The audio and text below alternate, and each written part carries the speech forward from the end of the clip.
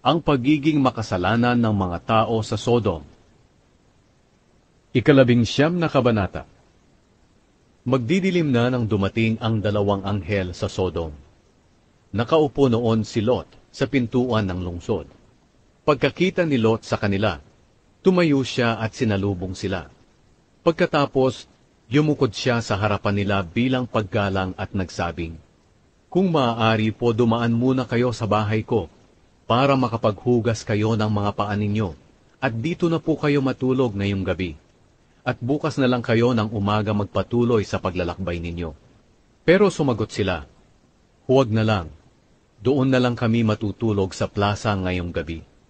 Pero pinilit sila ni Lot, kaya sumama na lang sila sa bahay niya. Naghanda si Lot ng mga inumin at mga pagkain. Nagpaluto rin siya ng tinapay na walang pampaalsa. At nang handa na, naghapunan sila. Nang mahihiga na sila para matulog, dumating ang lahat ng bata at matatandang lalaki ng Sodom at pinaligiran nila ang bahay ni Lot. Tinawag nila si Lot at tinanong, "Nasaan na ang mga panauhin mong lalaki na dumating ngayong gabi? Palabasin mo sila rito dahil gusto namin silang sipingan." Lumabas si Lot ng bahay para harapin sila. Nang lumabas siya, isinara niya agad ang pintuan. Sinabi niya sa kanila, "Mga kaibigan, nakikiusap ako sa inyo na huwag ninyong gagawin ang iniisip ninyong masama. Kung gusto nyo, may 2 akong anak na dalaga. Ibibigay ko sila sa inyo, at bahala na kayo kung ano ang gusto ninyong gawin sa kanila. Pero huwag ninyong galawin ang 2 taong ito, dahil mga bisita ko sila, at dapat ko silang protektahan." Pero sinabi ng mga tao, "Dayuhan ka lang dito, kaya sino ka para makialam sa amin? Umalis ka riyan, baka masigit pa ang magawa namin sa iyo kaysa sa kanila." Pagkatapos, itinulak nila si Lot. Lalapit sana sila sa pintuan para gibain ito, pero binuksan ito ng 2 anghel na nasa loob, at hinatak nila si Lot papasok, at isinara ang pintuan. Pagkatapos, binulag nila ang mga tao na nasa labas, para hindi na nila makita ang pintuan. Pinaalis si Lot sa Sodom. Sinabi ng 2 anghel kay Lot, "Kung may mga anak ka pa, o mga manugang na lalaki, o mga kamag-anak sa lungsod na ito, isama mo silang lahat at umalis kayo rito, dahil lilipulin namin ang lungsod na ito." Narinig ng Panginoon ang mga daing laban sa mga taong ito na puro kasamaan ang ginagawa. Kaya ipinadala niya kami para lipulin ang lungsod na ito. Kaya pinuntahan ni Lot ang mga magiging manugang niyang lalaki at sinabi, "Magmadali kayong umalis dito, dahil lilipulin na ng Panginoon ang lungsod na ito." Pero hindi sila naniwala, dahil akala nila'y nagbibiro lang si Lot. Nang magbubukang liwayway na, pinagmadali si Lot ng mga anghel na umalis sa lungsod. Sinabi nila, "Bilisan mo, dalhin mo ang asawa mo at ang 2 anak mong babae na nandito, at umalis kayo agad, dahil baka madamay kayo kapag nilipol na ang lungsod na ito, dahil sa sobrang sama ng mga tao rito." Hindi pa sana aalis si Lot, pero dahil naaawa ang Panginoon sa kanila, hinawakan sila ng mga anghel sa kamay, at dinala palabas ng lungsod. Nang nasa labas na sila ng lungsod, sinabi ng Panginoon, "Tumakbo kayo, huwag kayong lilingon o hihinto sa kahit saan dito sa kapatagan. Tumakbo kayo papunta sa bundok para hindi kayo mamatay." Pero sumagot si Lot, "Panginoon ko, huwag niyo na po akong patakbuhin papunta sa bundok.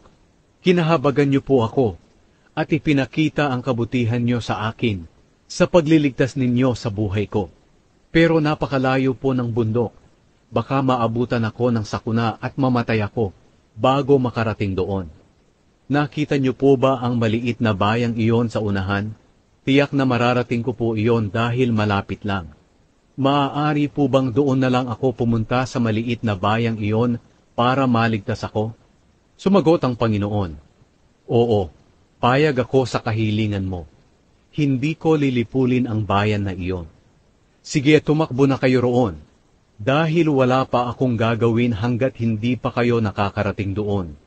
Ang bayang iyon ay tinatawag na Zoar, dahil maliit ang bayang iyon.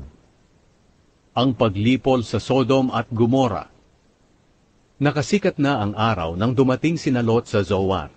Biglang pinaulanan ng Panginoon ng naglalagablab na asupre ang Sodom at Gomora. Nilipol ng Panginoon ang 2 lungsod at ang buong kapatagan. Namatay ang lahat ng nakatira roon, pati ang lahat ng tanim. Lumingon ang asawa ni Lot, kaya ginawa siyang haliging asin. Kinaumagahan, dali-daling pumunta si Abraham sa lugar kung saan siya nakipag-usap sa Panginoon. Minasdan niya ang Sodom at Gomora at ang buong kapatagan. Nakita niya ang usok na pumapaitaas mula sa lupa na parang usok na nagmula sa isang malaking hurno. Inalala ng Diyos si Abraham nang lipulin ng Diyos ang mga lungsod sa kapatagan kung saan nakatira si Lot. Iniligtas niya muna si Lot para hindi ito mapahamak. Ang pinanggalingan ng mga Moabita at Amonita. Dahil natakot si Lot na tumira sa Zoar, lumipat siya at ang 2 niyang anak na dalaga sa bundok at tumira sila sa kuweba. Isang araw, sinabi ng panganay na anak sa kanyang kapatid, "Matanda na ang ating ama, at wala ng ibang lalaki rito na maaari nating mapangasawa para magkaanak tayo katulad ng pamamaraan ng tao kahit saan sa mundo. Mabuti pang painumin natin ang ating ama ng alak hanggang sa malasing siya, pagkatapos sumiping tayo sa kanya para magkaanak tayo sa pamamagitan niya." Kaya ng gabing iyon, nilasing nila ang kanilang ama. Pagkatapos, sumiping ang panganay na anak sa kanyang ama. Pero dahil sa sobrang kalasingan ni Lot, hindi niya namalayan kung ano ang nangyayari. Kinabukasan, sinabi ng panganay sa nakababata niyang kapatid, "Sumiping na ako kagabi sa ating ama, at ngayong gabi muli natin siyang painumin ng alak hanggang sa malasing siya. At ikaw naman ang sumiping sa kanya para tayong dalawa ay magkaanak sa pamamagitan niya." Kaya ng gabing iyon, muli nilang nilasing ang kanilang ama, at ang nakababatang kapatid naman ang sumiping sa kanya. At sa sobrang kalasingan, hindi rin niya namalayan kung ano ang nangyayari. Sa ganoong paraan, nabuntis ang 2 anak ni Lot sa pamamagitan niya.